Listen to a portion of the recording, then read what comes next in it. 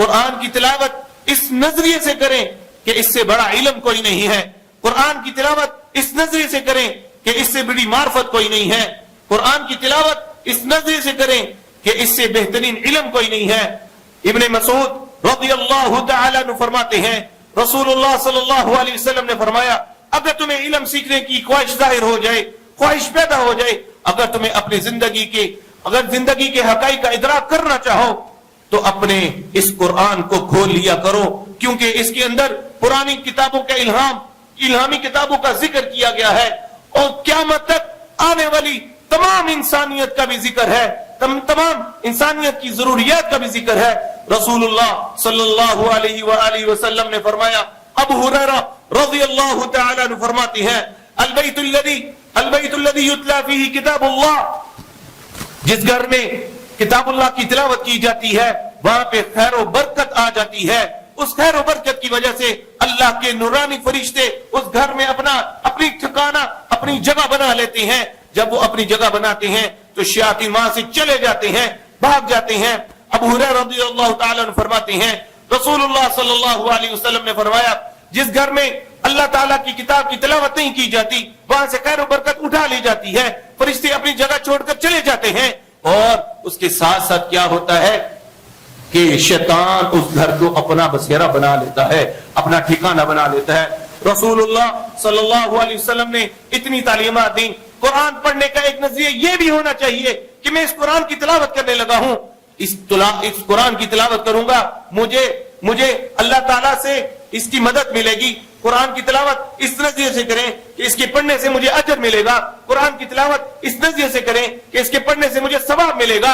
اس قرآن کی تلاوت اس نظریے سے کریں کہ اس کے پڑھنے سے میرے درجات بلند ہوں گے.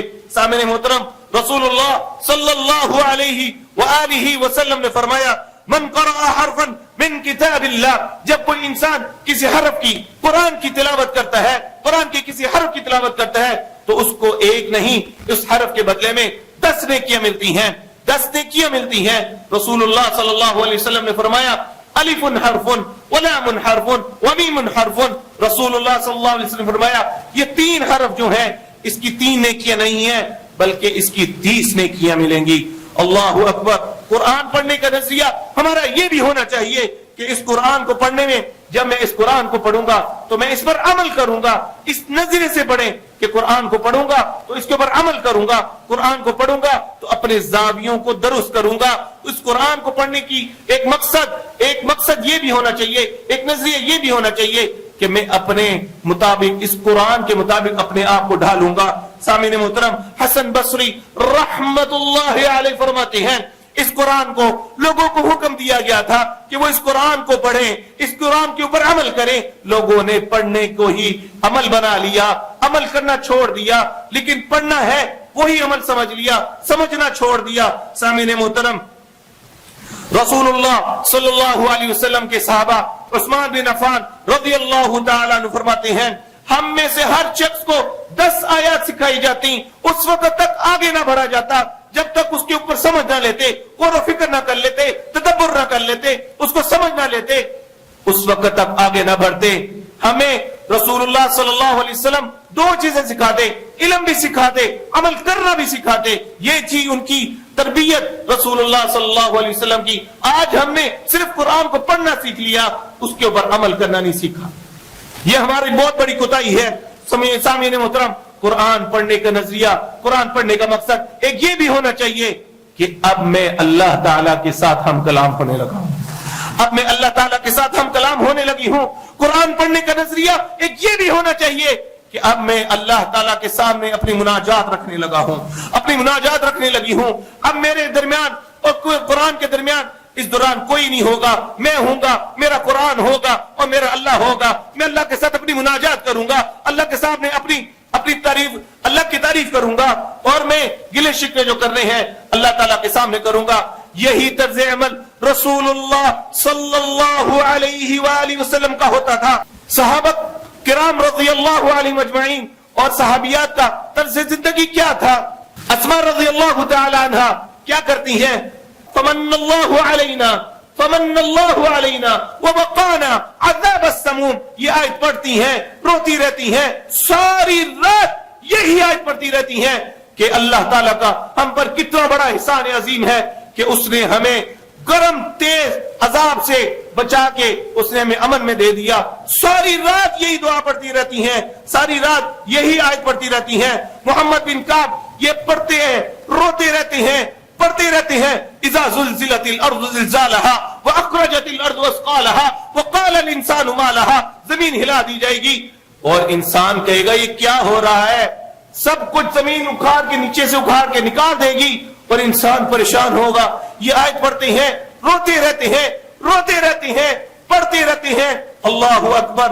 سامعین محترم, سعید بن جبیر کیا فرماتے ہیں؟ واتقوا یوما ترجعون فیہ الی اللہ, واتقوا یوما ترجعون فیہ الی اللہ. ساری رات یہی آیت پڑھتے رہتے ہیں, ساری رات یہی آیت پڑھ پڑھ کے روتے رہتے ہیں. کیا کہتے ہیں؟ جس دن اللہ کی طرف تمہیں لٹایا جائے گا, جس دن اللہ کی طرف تمہیں بھیجا جائے گا, دنیا میں تم نے نیکیاں کی, نمازیں پڑھی, روزے رکھے, زکاتیں دیں, تم نے لوگوں کا خیال کیا, مسجدیں بنوائیں. ہاں اگر تم نے لوگوں کو تنگ کیا, رشتہ داروں کو تنگ کیا, یتیموں کا مال کھایا, اس دن سب کا سب اللہ تعالیٰ کے سامنے آ جائے گا. واتقوا یوما ترجعون فیہ الی اللہ, سب کچھ کھول دیا جائے گا اور کوئی ملامت کرنے والا تم نے ملامت نہیں کرے گا, تمہارے ساتھ زیادتی نہیں ہوگی. سامعین محترم, حسن بصری رحمت اللہ علیہ یہ آیت پڑھتے ہیں, ساری رات پڑھتے رہتے ہیں, ساری رات اور روتے رہتے ہیں. کیا پڑھتے ہیں؟ وَإِن تَعُدُّوا نِعْمَةَ اللَّهِ لَا تُحْصُوهَا وَإِن تَعُدُّوا نِعْمَةَ اللَّهِ لَا تُحْصُوهَا. ساری رات یہی آیت پڑھتے رہتے ہیں. کیا ہے یہ آیت؟ کہ اگر تم اللہ کی نعمتوں کو شمار کرنا چاہو شمار نہیں کر سکتے. اس قدر روتے, اس قدر پڑھتے, ساری رات گزار دیتے. سامعین محترم, تمیم داری یہ آیت پڑھتے اور ساری رات روتے رہتے. ام حسب الذین اجترحوا السیئات ان نجعلهم كالذین آمنوا وعملوا الصالحات سواء محیاهم ومماتهم ساء ما يحكمون. سامعین محترم, امام نووی رحمت اللہ علیہ فرماتے ہیں سلف صالحین کا طرز عمل یہی تھا, سلف صالحین کی ساری زندگی یہی گزر گئی. ایک ایک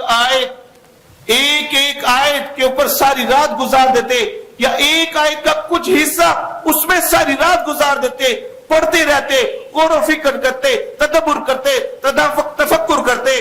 سامنے محترم, قرآن پڑھنے کا ایک نظریہ یہ بھی ہونا چاہیے کہ اس کے پڑھنے سے مجھے راحت ملے گی, اس کے پڑھنے سے مجھے روحانیت ملے گی, اس کے پڑھنے سے مجھے طاقت ملے گی, مجھے شفا ملے گی, میری جسمانی قوت بڑھے گی. وَنُنَزِّلُ مِنَ الْقُرْآنِ مَا هُوَ شِفَاءٌ وَرَحْمَةٌ لِّلْمُؤْمِنِينَ.